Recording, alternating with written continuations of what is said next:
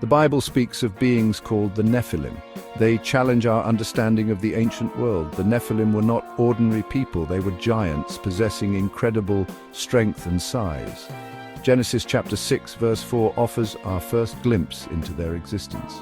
The Nephilim were on the earth in those days, and also afterward, when the sons of God went to the daughters of humans and had children by them. The offspring of these unions were the Nephilim. Their presence in the biblical narrative speaks of a time when the world was a very different place. Who were the Nephilim?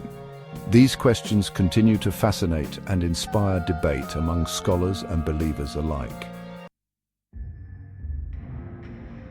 The identity of the sons of God mentioned in Genesis chapter 6 verse 4 is a subject of much debate.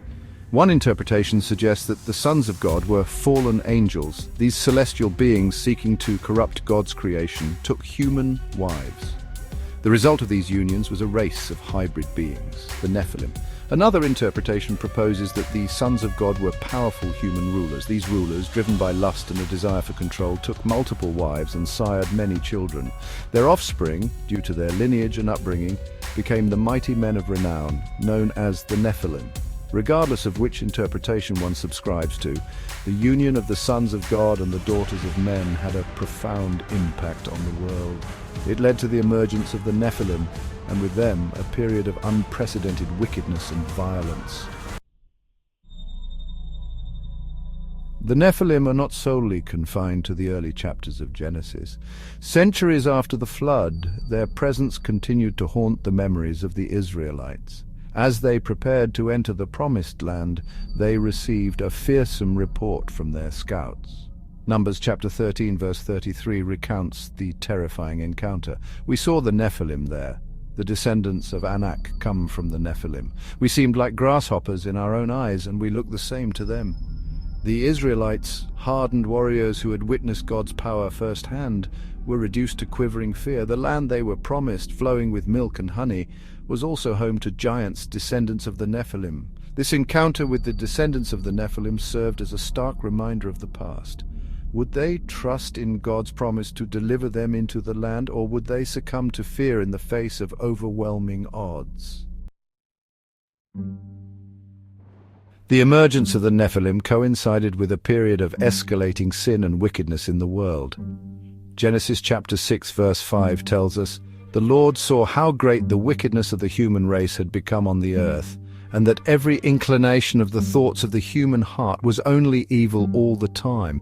God, grieved by the corruption he saw, decided to act. The Nephilim, products of forbidden unions and embodiments of human and perhaps even supernatural wickedness, became a symbol of the world's corruption. The Great Flood, a cataclysmic event that reshaped the world, served as God's judgment upon the wickedness of humanity, including the Nephilim. The floodwaters cleansed the earth, washing away the corruption that had taken root. The Nephilim, along with the rest of humanity, perished in the deluge. The account of the flood stands as a stark reminder of the consequences of sin. Though merciful, God will not tolerate wickedness indefinitely. The Nephilim, though absent from the world today, continue to fascinate and inspire.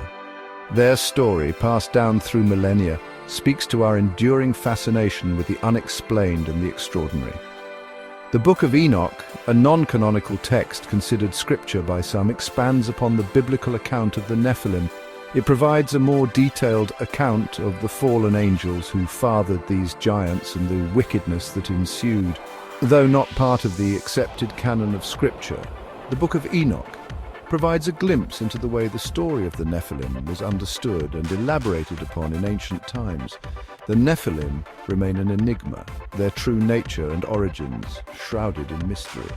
Were they the offspring of fallen angels, the result of corrupted human bloodlines, or something else entirely? The Bible offers hints, but no definitive answers. Their story, however, continues to resonate with us today. The Nephilim serve as a reminder of the power of ancient stories to illuminate the human condition and prompt us to grapple with life's enduring mysteries.